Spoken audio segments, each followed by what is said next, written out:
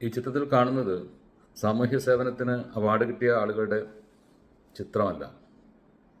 ഇവർ സ്കൂൾ നടത്തുന്നവരാണ്, വിദ്യാഭ്യാസം ഇല്ലാത്തവരല്ല, സ്കൂളിൻ്റെ പ്രിൻസിപ്പാളും സ്കൂളിലെ അധ്യാപകരുമാണ്.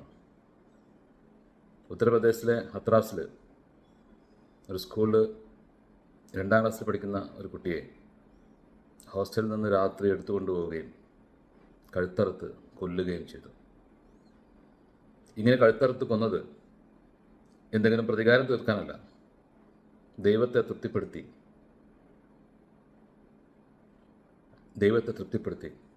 സ്കൂളിന് നേട്ടം ഉണ്ടാക്കാനാണ്.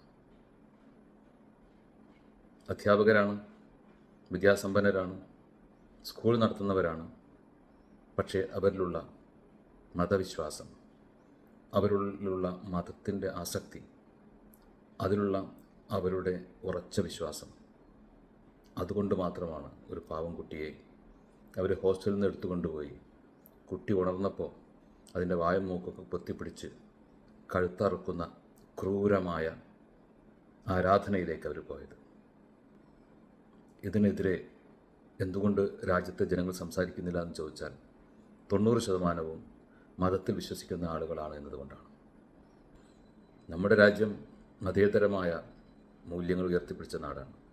മറ്റുള്ളവർക്ക് ഉപദ്രവമില്ലാത്ത എന്ത് മതവിശ്വാസവും കൊണ്ടു നടക്കാനും പ്രചരിപ്പിക്കാനും അത് ആചരിക്കാനുമൊക്കെ അവകാശമുള്ള, സ്വാതന്ത്ര്യമുള്ള ഒരു രാജ്യം. 2ാം ക്ലാസ്സിൽ പഠിക്കുന്ന ഒരു പാവം കുട്ടിയെ രാത്രി കൊണ്ടുപോയി ഇരുട്ടത്ത് കഴുത്തറുത്ത് കൊന്നാൽ പുണ്യം കിട്ടുമെന്ന് വിചാരിക്കുന്ന തരത്തിലുള്ള മതവിശ്വാസികളുടെ നാടാണിത്. നമ്മൾ ആരെയാണ് വിശ്വസിക്കുക? അധ്യാപകരെ, പ്രിൻസിപ്പാളിനെ, സ്കൂൾ മാനേജറെ, സ്കൂളിൻ്റെ ഉടമസ്ഥനെ? ഭരിക്കുന്നവർ എങ്ങനെ ചിന്തിക്കുന്നുവോ ആളുകളും അങ്ങനെ ചിന്തിക്കുന്നുണ്ട്.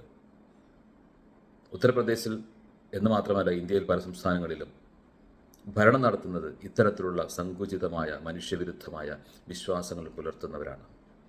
അവർ ഒരു പക്ഷേ ഭരണഘടനയ്ക്ക് നിർബന്ധം കൊണ്ട് ചില കേസുകളൊക്കെ എടുക്കാൻ സാധ്യതയുണ്ടെങ്കിലും വിശ്വാസികളായ ഇവർ തേച്ചു മായ്ച്ചു കളയുകയും ഇവർ രക്ഷപ്പെടുകയും ചെയ്യും. നമ്മൾ കണ്ടതാണ്. ബിൽക്കിസ് ബാനു കേസിൽ നമ്മൾ കണ്ടതാണ്.